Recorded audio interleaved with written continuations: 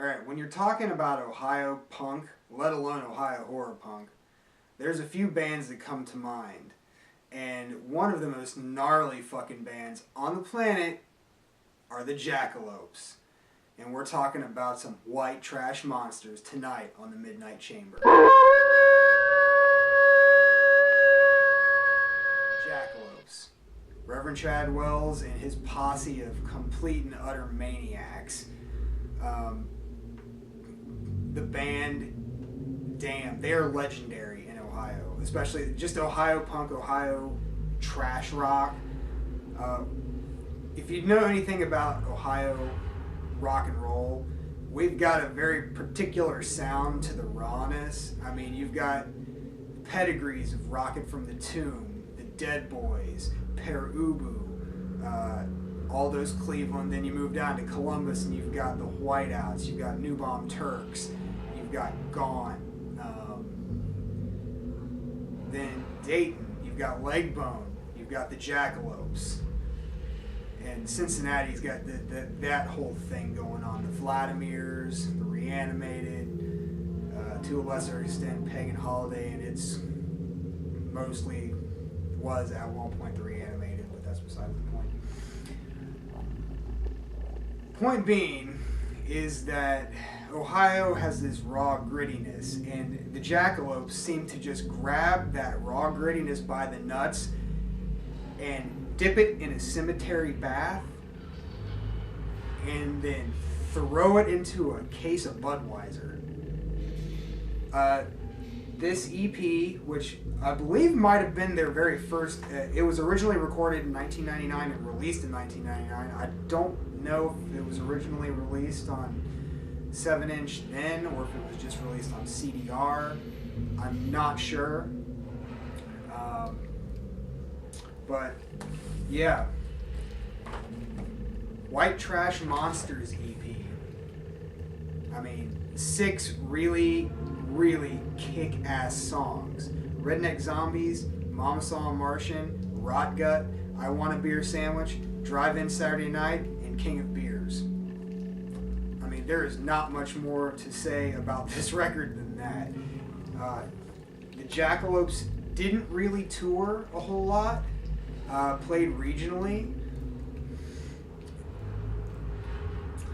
I'm gonna, before I get too crazy into story time, I'll cut right here and show the 7-inch. Alright, fiends, check this out.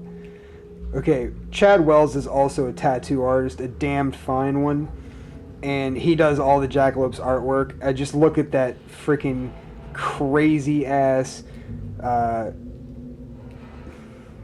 Rat Fink Roth style artwork. I mean, it's just absolutely knockout. And if you haven't seen that logo, then I don't know what genre you think you're in. Released on Mosquito Hawk Records, Vandalia, Ohio. Let's see. Originally released in 99. I don't know what format that was originally released.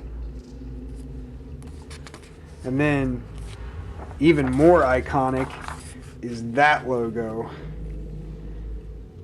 I used to have a t-shirt of that. I don't know where the heck it went.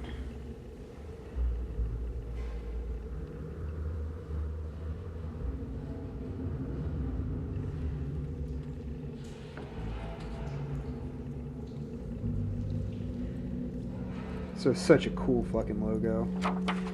And the vinyl itself is really nice. Nice kind of, I don't know how well you can see this. It's kind of a marbly gray. Cool center caps. Runs at 33 RPM.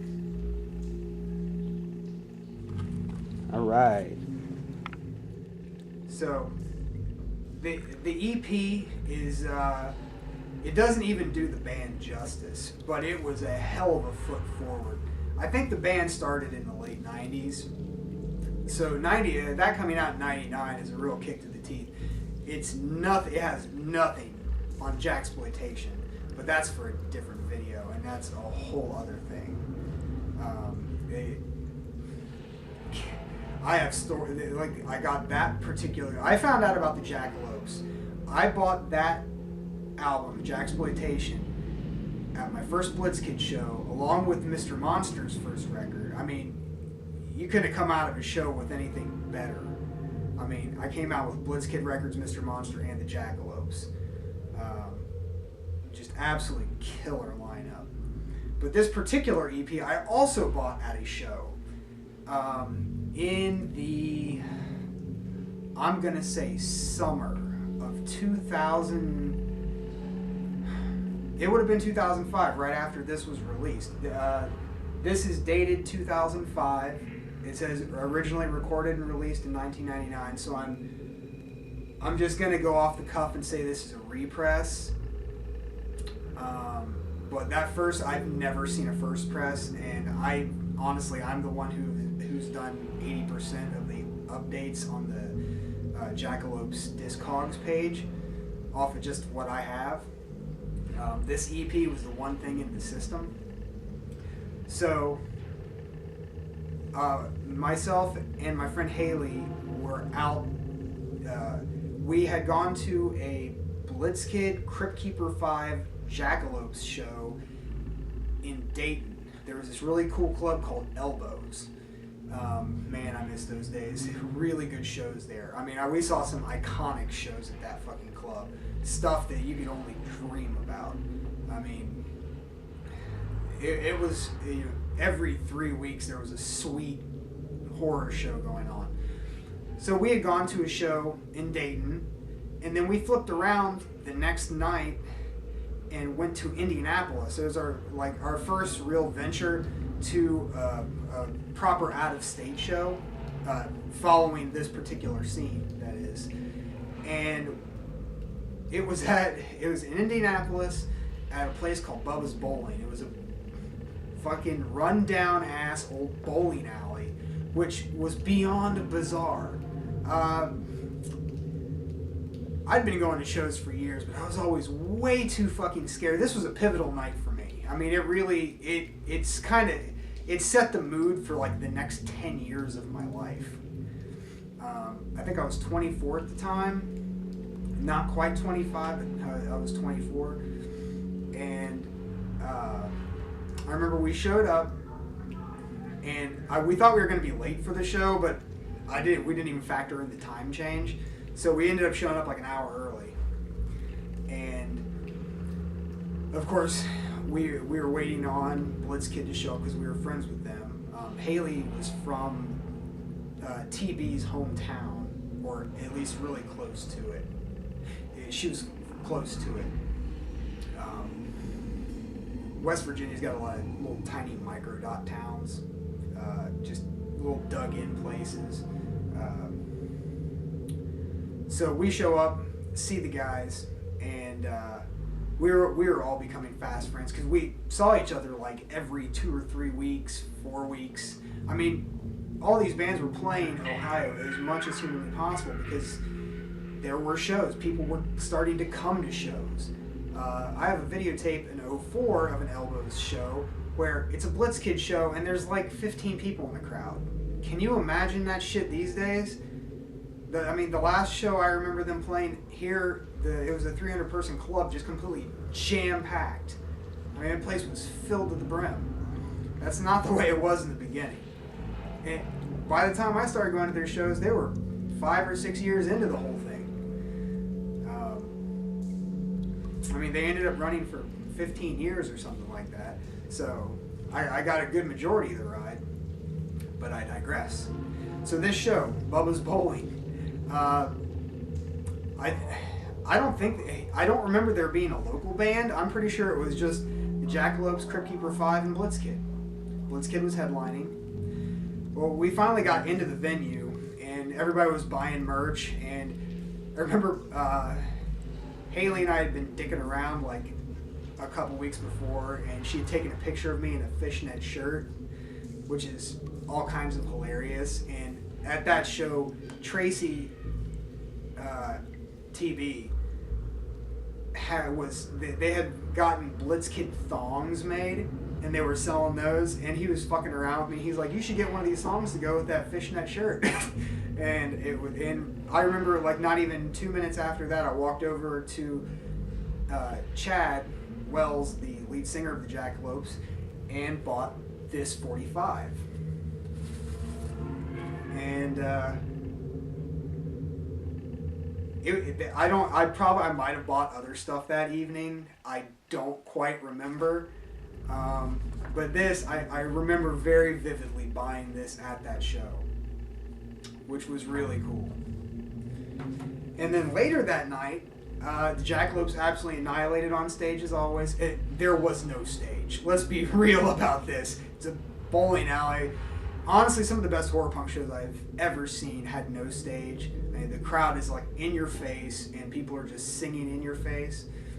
And of course, the Crypt Keeper 5. When this was when the Crypt Keeper 5 had like 11 people in the band. I mean, fucking band was huge. I mean, they had sax players, organists, fucking 2 guitars, singer. Like Johnny Ott wasn't playing guitar; he was just singing. It was nuts. They were huge, and they kept the name because Johnny Ramone liked the name. But then Blitzkid played, and the reason I say it was a pivotal night is because the will was there to do things, the stuff in my head that I really wanted to do, but I had stage fright. I had really bad stage fright, and yeah, that night it got broken. It got broken, but good. Goolsby drugged me up on stage. He drugged me, stage. He drugged me up in front of the mic along with Nate from The Epidemic, and Nate and I sang Pumpkin Patch Murders, and then there was a bunch of Nosferatu shenanigans during that song. I think Goolsby climbed on top of me during the song. It was mayhem. It was good fun. So yeah, that is the story of the night that I bought this EP. It's a really good EP. It's got some iconic Jackalope songs. Not the best in their catalog by any stretch. I honestly don't know if you can find this. What you can find, though, and I'll put it in the description below, is the complete discography disc that the Jackalopes put out some years ago, but you can still get it, and you can get the MP3s on their Bandcamp, and I think you can still buy the physical CD, but don't quote me on that. If you can, I'll put it in the description. So yeah, if you've not heard of the Jackalopes, you are doing yourself yet another injustice, and I will be telling you the injustices you have been doing at every turn of event, because there's a lot of killer bands out there that you guys should be listening to. So the Jackalopes, White Trash Monsters. I'll see you again on the Midnight Chamber.